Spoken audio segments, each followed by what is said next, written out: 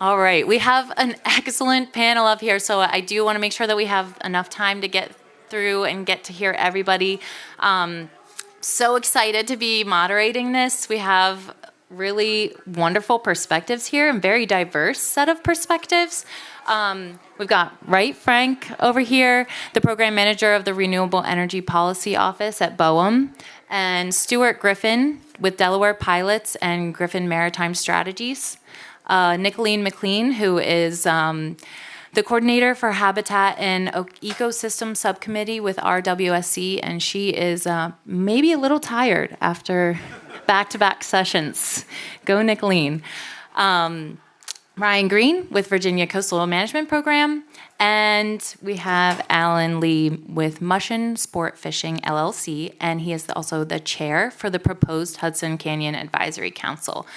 Thank you all for being here. It's truly a pleasure to moderate this session and have you all here. I don't want to take away from Tony's famous summaries of the Ocean Forum and takeaways. He's always very good at succinctly getting an overall sense of what happened during the forum, but I can't help but comment on how striking the relationship between past and present has been this past couple days. We heard about today from Caitlin the power of place, and I'm so excited to kind of get this sense of the Mid-Atlantic dictating how we are contributing to these moments of time and history. Even though we're collecting data a lot of the times for the now and we're trying to solve problems that we have right now, we are seeing that everybody is using this data and these stories from way back when. So even though we're collecting the data for now, they are going to be so important for the future, and I'm looking forward to seeing how we all contribute to that. And we've heard such a diverse set of topics these past 2 days addressed by various sectors. So the first question I want to the panelists to speak to are there overarching issues or specific opportunities that have emerged from the forum that can help inform how we want to focus our regional efforts moving forward, or warrant additional focus, prioritization, and implementation? Before the panelists start to speak too, I just want to mention that if you would like to contribute your thoughts, the questions are available on the WOVA app. I think nobody knows how to accurately say this, but they are there, and we would love to hear your thoughts. So please feel free to comment. But I'd like to start with Wright on this question. Yeah, thanks. It's working, right? I don't think it is.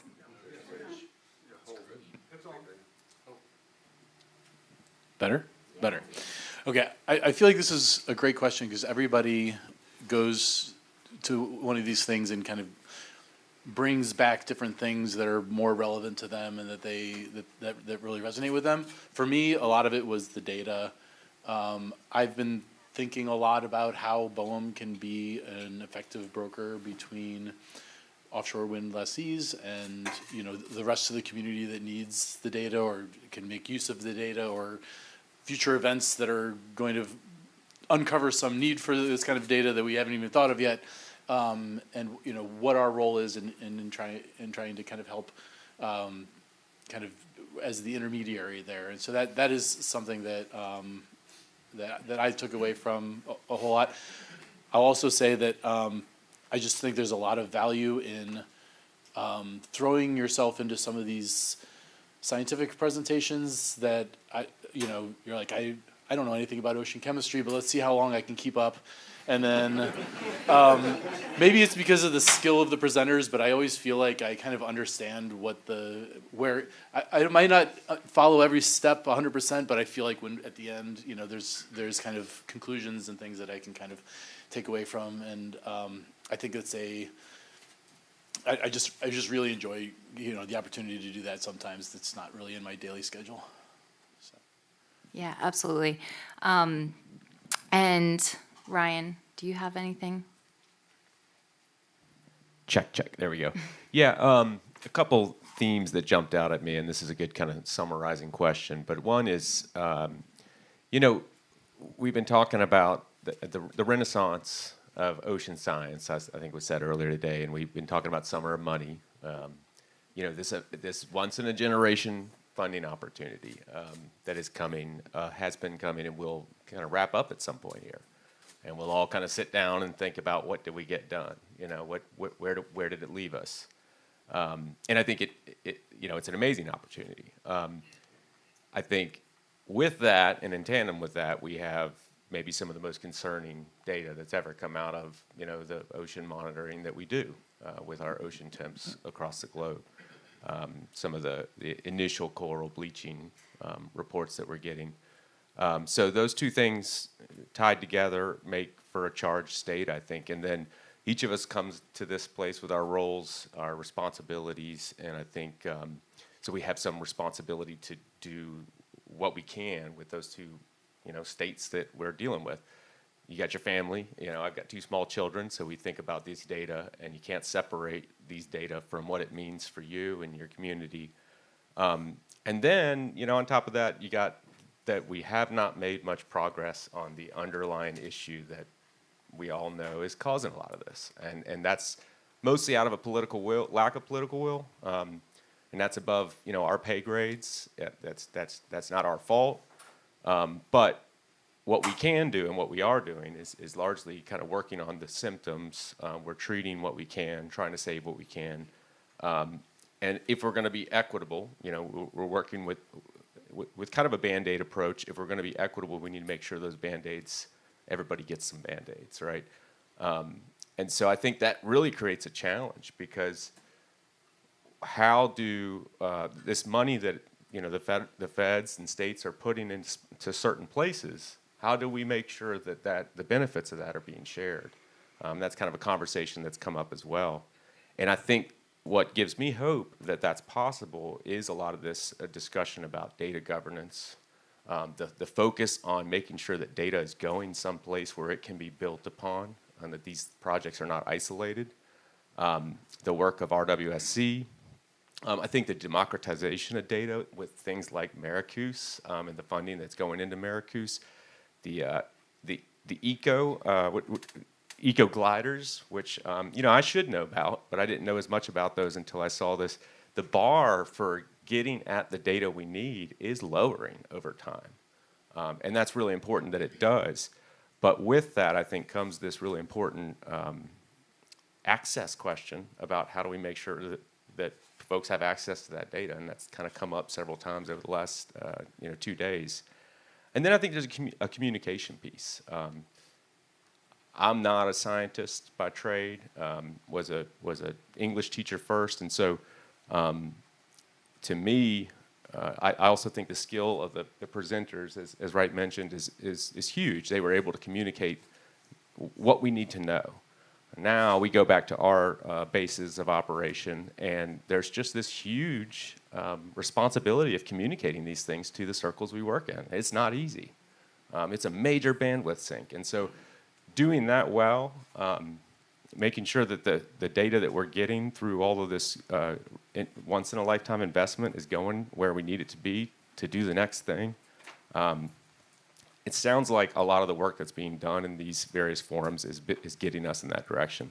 I really, and I'm just kind of riffing off things that I noted, you know, over the last couple of days, but Daniel Warner's project that we saw earlier today, modeling and using a lowering the bar to do surface mapping, just really critical. I think it's the kind of thing that we're going to have to see get advanced and move forward if we want to succeed. And again, making sure those Band-Aids are big enough to protect us all. Again, the last thing I'll say is, you know, us down in Virginia, the work that New Jersey and New York are doing with the research and monitoring funding that they have so smartly built out and set up, we are looking at that with, and I think Will said it the other day, a little bit of jealousy, but also just admiration. I mean, it's really huge, and that is being done with an intent to share, and that's just incredible. And we know that because they invite us into the conversations.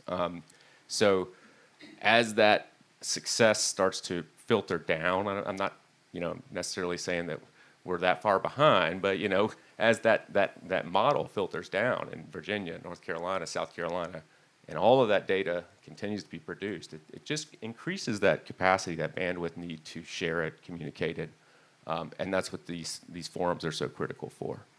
I think that's all. Thanks. If we're talking about some of I also want to back up and give a shout out to the students in the presentations and the poster sessions, which were awesome, and really glad you guys could be part of that. Yeah. Ryan, I will say I loved your medical analogy there. That's a good analogy, and very grateful for RWSC, especially for bringing together those data standardization efforts for offshore wind. And I know that with Marco, it's important that we continue those conversations so that we can get data standardization and use those tools for the Marco data portal across topics, not just offshore wind. So very grateful for the regional work that is being done, and even if it's state or sector specific, it all contributes. So we've heard over and over the past 2 days the importance of partnerships. Every single presentation has had more than one logo. Did you see all the partners that were in Colleen's RMI presentation slide? It was truly awe-inspiring. And even Dan's, I don't know where Dan is, but even Dan's, he said that there's only 2 logos, but he had acknowledged more people than just 2. And so we can see that partnerships are so important, and that has been, talked about and repeated over and over the past 2 days. So building upon that collaborative spirit of this forum, are there specific projects or innovative approaches where increased collaboration would have beneficial outcomes? And I'd really like to hear from Alan first off, if you don't mind. Sure. Thank you. And if I could just take a moment to publicly thank all the organizers of this conference. It's been wonderful. Complete transparency, full disclosure. This is my first Marco Ocean Forum, and I hope it's not my last. At least I hope I get invited back, unless I say Love to have you, Alan. Too offensive. Absolutely. So it's been a wonderful experience, and thank you for putting this together. And I think I would echo a lot of the sentiments. There's been so much talk over the last 2 days about collaboration, working together, whether it's data sharing or in other ways. And almost a year ago, I had the privilege to be appointed as the chair of the proposed Hudson Canyon Sanctuary Advisory Council. And I know many of you had the opportunity to hear from Leanne Hogan and Noah Chesnin from WCS earlier today about that designation process.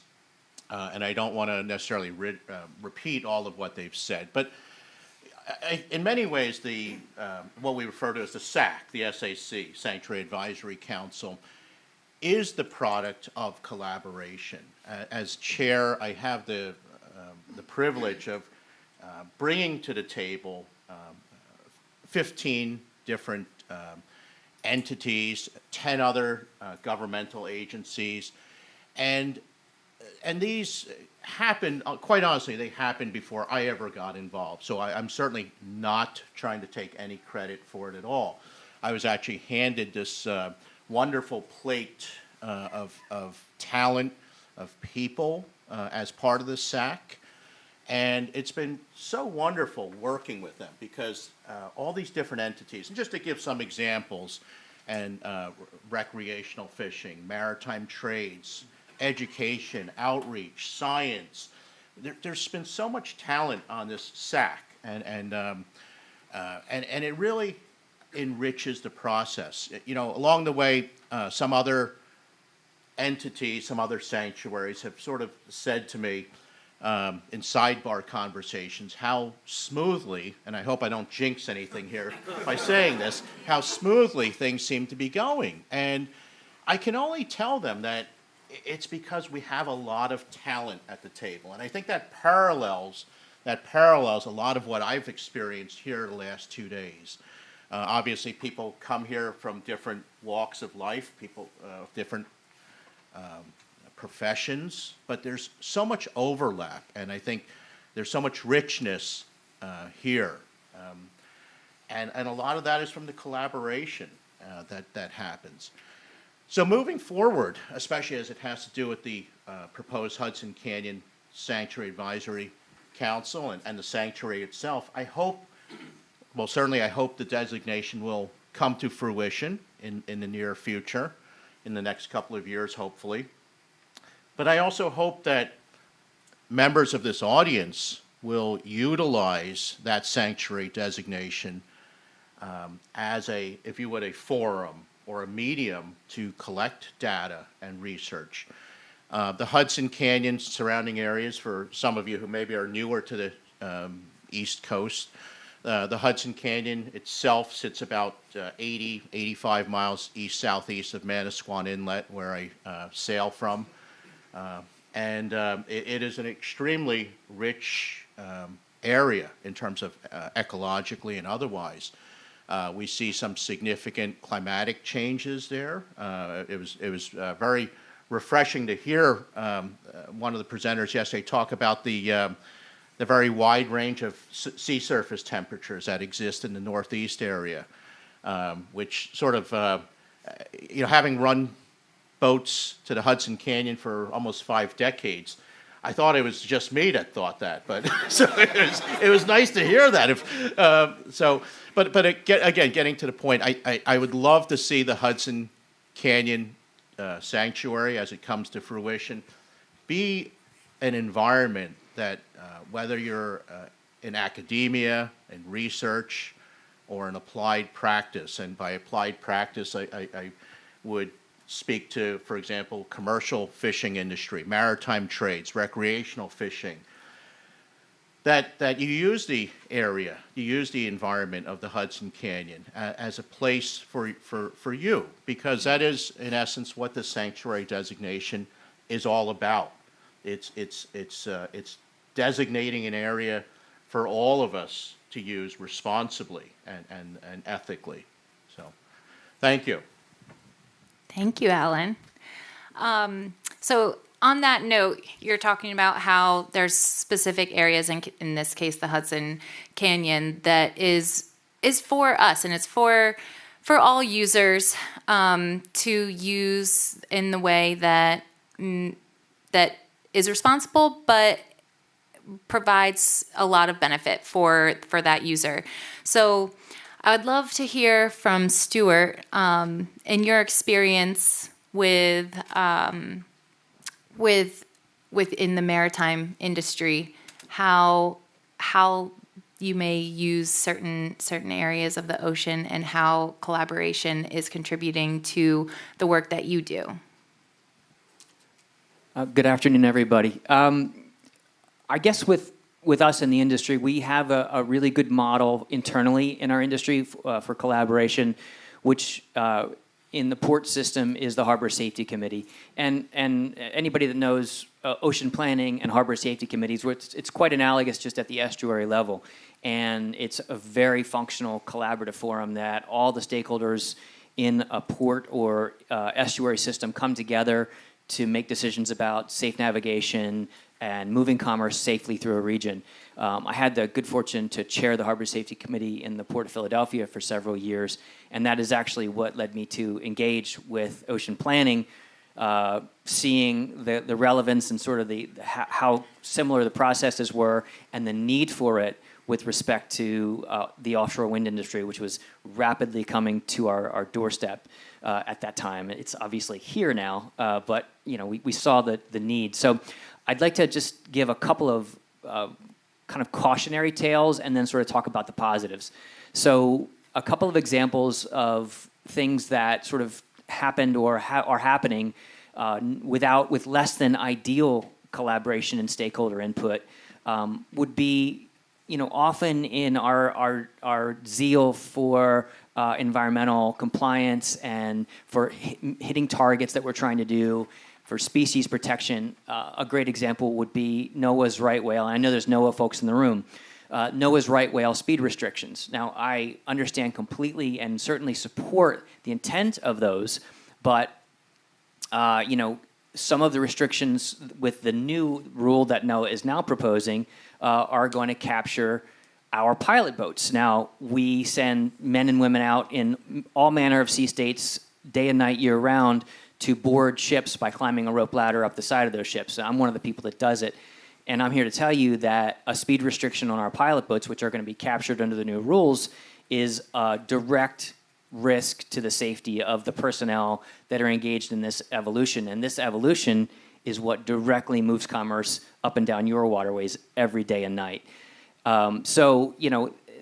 Unfortunately, we find ourselves in a bit of a lobbying situation to exempt ourselves or to seek relief rather than being consulted at an early stage. So that's one example. Another would be that's sort of a bit more global, which is a quest for ship owners to meet emissions targets. As you can imagine, ships come in all shapes and sizes, all vintages.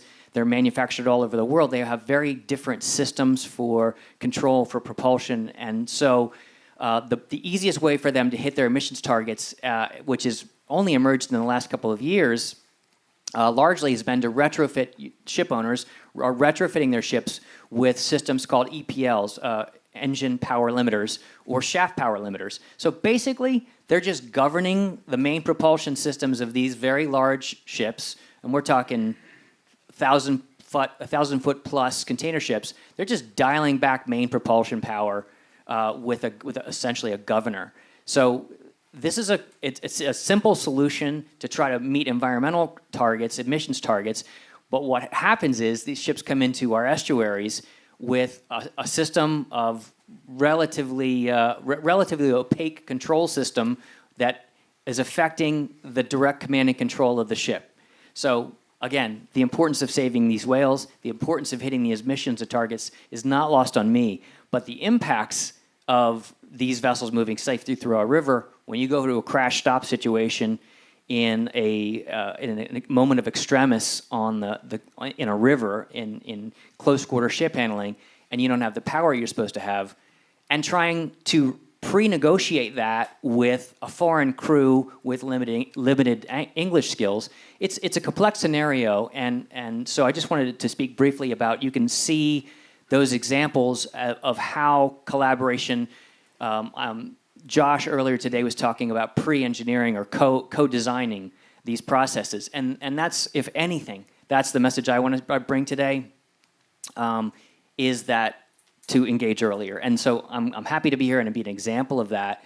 I think that in the offshore wind industry, BOEM has done a brilliant job. They've made great progress over the last 10 or so years in direct engagement with the industry, with all the maritime stakeholders, both the deep draft community, the tug and barge community, the fisheries community, really enrolling us. And by proxy, now the developers are so doing. We've got the developers directly participating at the Harbor Safety Committee level.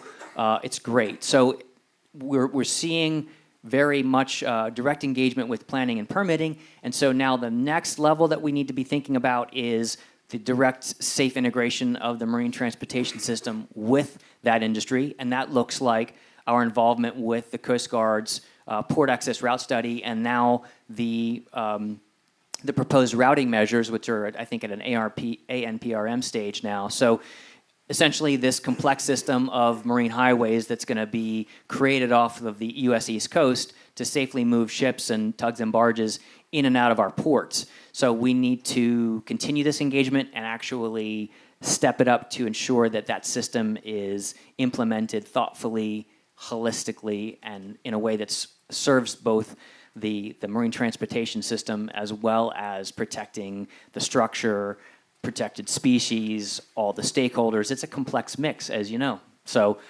we've got some great success stories with the Coast Guard, BOEM, and NOAA engaging, but I think there's, as you know, always room for improvement. Thanks, Stuart. I 100% agree. I think co-design is definitely a buzzword for today that we can all really take home and digest and strive for. And I agree that BOEM has done an excellent job with stakeholder engagement and collaboration. So I'm glad you touched on those points. Nicolene, now that you've had a little rest to speak on the topic of offshore wind and collaboration, do you have anything that you'd like to add to what you didn't get to say earlier? Yeah, so I will just very briefly say that collaboration is a cornerstone of RWSC. And after engaging with multiple partners who are interested in offshore wind development and just other stakeholders in the region, access to data is a top priority. And there is a need within the community to have centralized data repositories so that in the event that there are folks who are collecting oceanographic or seafloor related data up and down the coast, there can be a centralized hub to which this data can be uploaded. And if there are folks who are interested in combining the data that was collected by a different stakeholder, that information is also going to be made available, should be made available to as many stakeholders as possible. And so that's why RWSC is really emphasizing the development of this seafloor data repository, and we really think that this is one project that will help advance collaboration among stakeholders in the region. And this is not just for folks who are interested in offshore wind development. There are so many different applications of this information, and RWSC wants to make this openly accessible and prioritize data transparency and data sharing, and having this tool, this repository, is a really great place for us to start. Thanks, Nicolene. So as we're thinking about collaboration, I'd like to hear from you all what you think we may be doing well with collaboration. Are there things that we can improve on? It sounds like, we've already touched on those things a little bit, but is there going to be a sort of limit to how much collaboration we can do? We can't just keep going, collaborate. So what can we do? What has your experiences been in that respect? Yeah, I think one of the earlier versions of the question was like, how can we collaborate more? And I think my reaction to it was like, we built our program around collaboration. The first thing we do when we decide we want to do more leasing is get people together who would know about these things and talk it out with them. That's not to say that like we're doing everything perfectly. There's always room for improvement, and we're working on our stakeholder engagement and a lot of the diversity and inclusion principles as well. And but it's not always. We may be at the point, at least for BOEM, where it's not more, it's better. Anybody else have? CZM program, I think by nature is collaborative, and we're in Virginia a network program, so we're not housed in one agency, and so we're always, for every decision, for everything that we, and kind of the joy and bane of our existence, but we're bringing everybody in to talk about these things. And so the limits of collaboration, I think, is a capacity question really quickly, and we do run into that. We're in the middle of an ocean planning effort, and as a result of that, and we're painfully aware that we are asking, federal partners, other state agencies to come to a meeting with us to use up some of their limited capacity for a collaborative, cause. And I think the only thing that I can kind of see as a way to, I think it's just good meeting planning is always a good idea. But one of the things we hope to get out of this is a really good understanding of what our needs are, what our gaps are. It would be ideal to have that ahead of time and to be able to identify those for the federal agencies. But I think it's an exercise that everybody should be thinking about when they're about to start a collaborative effort. to really think ahead about what you need out of this effort, what the gaps are, so that the table can be set. Because there's a lot of time that does get spent on those things. And we are spending a lot of time in our current effort to figure out what the needs and gaps are. And that's because we're representing a lot of different ocean uses that we don't know all that about. But I think, there's a limit to collaboration. I think we all know what it is. And so being very efficient with the time that we ask folks to come to spend with us. And I think part of that is that initial effort, really digging in on what am I missing, and why is it collaboration the answer for it. And if you know that, I think it makes you can enunciate that right up front and tell folks, this is why you're here. I need this. We need this to move forward. There's no other way. Yeah, I think that's what I'd say. Thanks. And Virginia's creating an ocean plan, and similarly in Delaware, we are also creating an ocean and bay plan, and we are reaching out to the same federal agencies that Ryan is. So it's a lot of that's why it's a lot of getting people in a room and having expectations, and I've learned that from them. Learned a lot from their process, and I think that sharing, like what we've been talking about, sharing of data, lessons learned, is really important as we move forward with especially very specific projects and research priorities. If nobody else has anything else they wanted to add, we can... Just real quick, and I know I already talked a lot, but I think the offshore wind, and I'm relatively new to this, but just seeing the amount of planning that has gone into this effort is pretty astounding. And we have on the horizon now these kind of dual, marine carbon and marine CDR concepts that we know the feds are moving fairly quick with. States are going to be deeply involved with it. And so I think a similar level of planning is going to be necessary. And I know that all of us, we just talked about how much capacity that takes, but I know that Marco's already kind of risen to that with the Coastal Carbon Collaborative, which is great, and we'll certainly participate in that. But I just think it's a space that we're going to have to make time for, and that'll be collaboration will be key there. Mm-hmm. Okay, we can move on to the next question. And don't forget that you can participate online and through the app. And will that be open, like if people want to answer these questions after I think it's open this? for 30 days. Okay. So, yeah. Good. All right, good. So if you have some thoughts that you'd like to get out, please feel free to do so. Our last main question that we really want to talk to you all about and get your perspective on is who else should be sharing a space at the table with us to do this regional work. There's always a way to invite more people, but as we've just been talking about, it's important to consider stakeholder fatigue and capacity. But are there specific groups or organizations or people that should be involved that maybe have not been involved before or need to be prioritized? Alan, would you like to go first? Sure, thank you. Certainly, I think the richness of any group or organization is a sum of its parts. And I think I would love to see increased representation at the table from the recreational and commercial fishing interests for several reasons. One is I think recreational and commercial fishing groups can be a very useful source of information.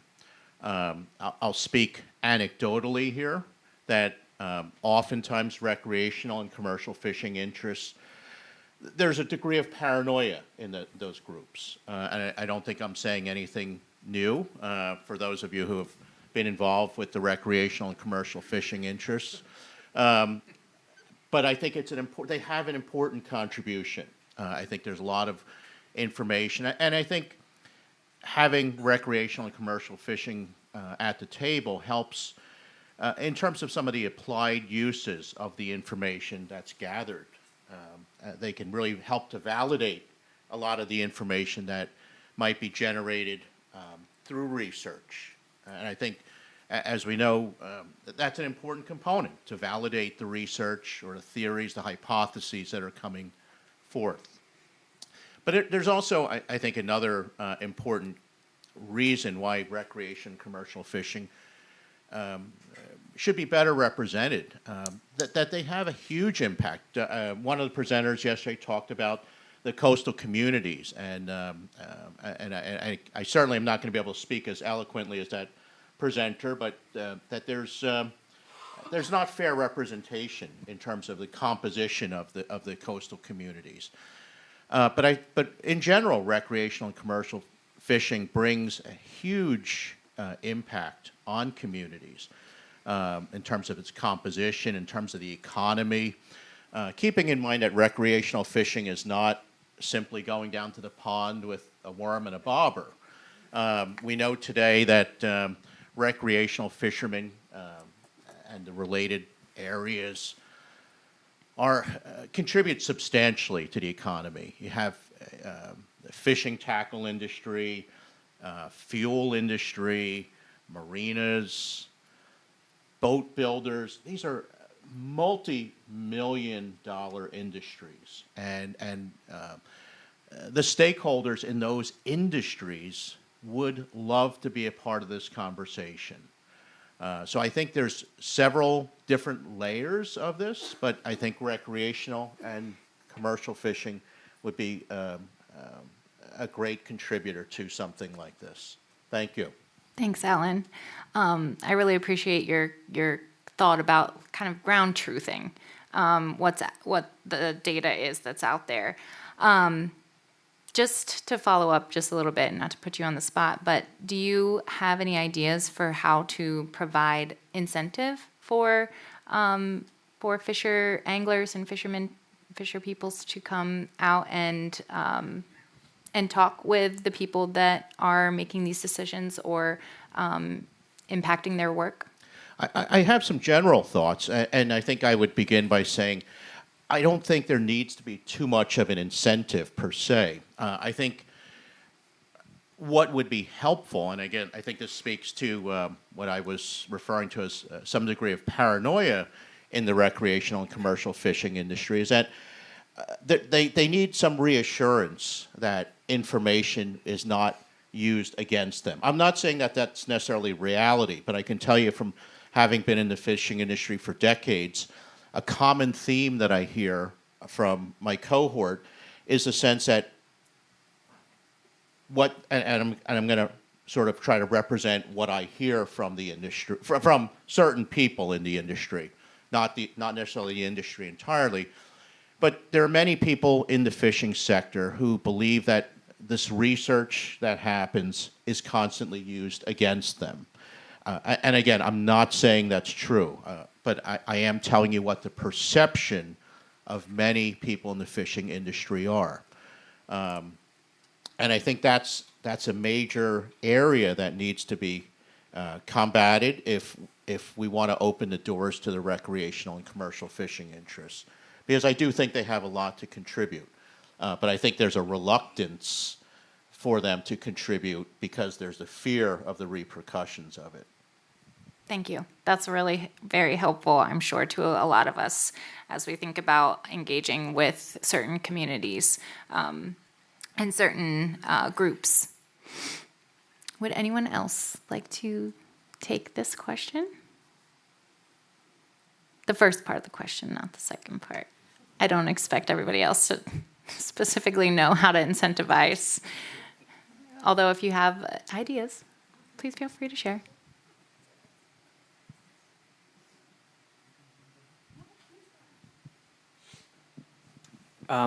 Well, as Alan and I might be the only Mariners in the room, I'm not sure. I'm happy to be here, surrounded by scientists and data folks. But I think that it's great that we're here, and I think there are lots of opportunities to further engage.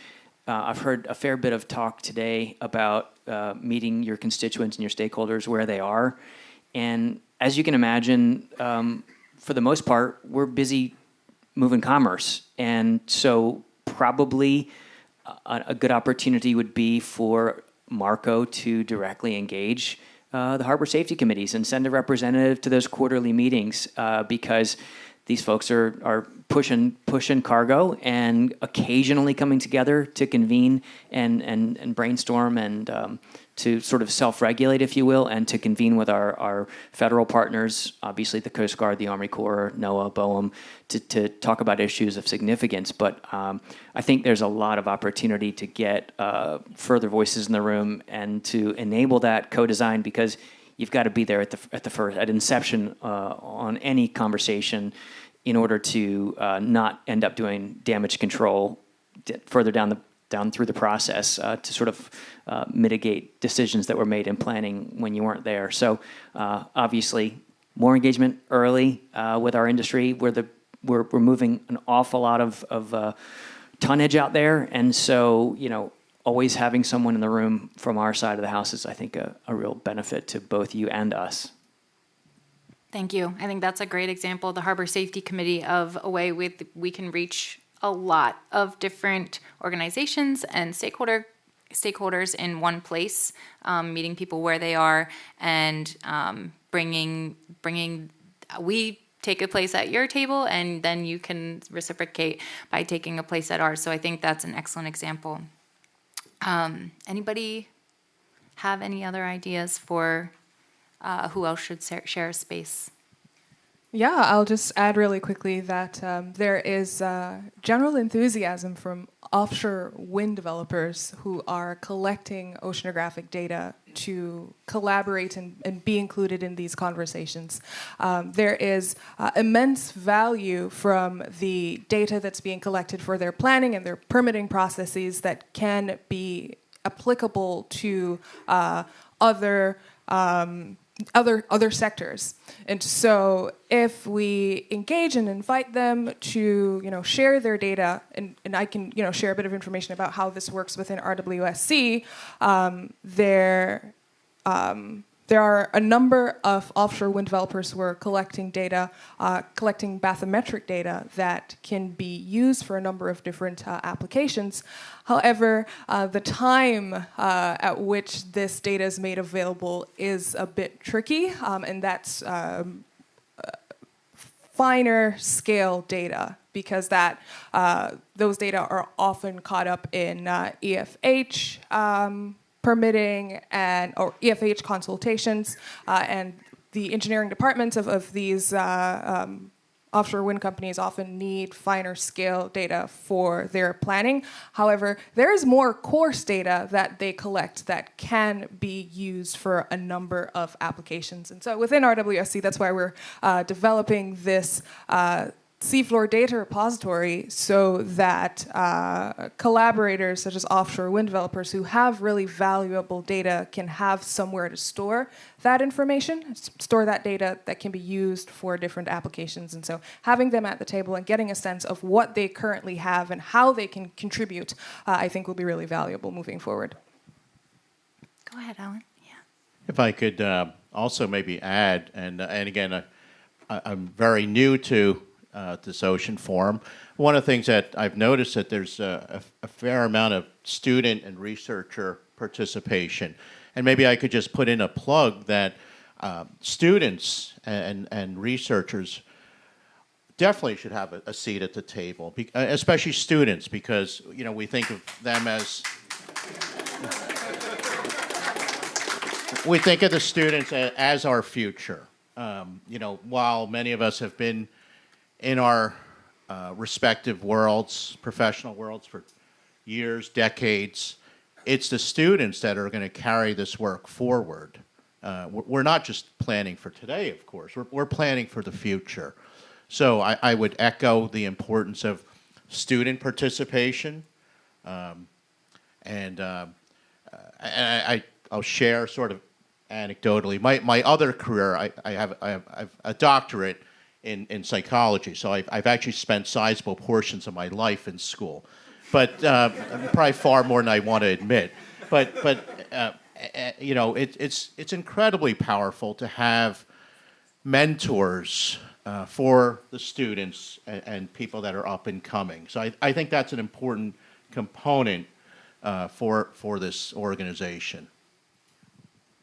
Excellent example. I 100% agree. Students are our future, and they're going to be in our places someday. So to have them here with us while we're talking about these things, learning from us, and the only downfall is that they might know more than us, which is very possible, and a good thing. I've come to accept that a long time ago. Yeah. Yes. So from what I'm hearing, it sounds like we can invite people and a great way to invite people to share a place with us at the table is to show them what value we can bring to them and how their contributions are valuable to us. So it sounds like it's a lot of like transparency about where the value lies and where the benefits are, so that everybody knows how their relationships and products and contributions are going to be used. Anybody have any other concluding thoughts? We have about 5 minutes left. I'll just make a real quick plug. If anybody has interest to learn anything more about the marine transportation system, I'm offering a tour tomorrow of the Delaware Pilots VTIS tower, which is essentially an air traffic control tower for shipping. So you can talk to Jess or Avalon. Jess is waving her hand in the back of the room. So to get details, and I'd be delighted to share my world with you tomorrow if anybody's interested. Thank you.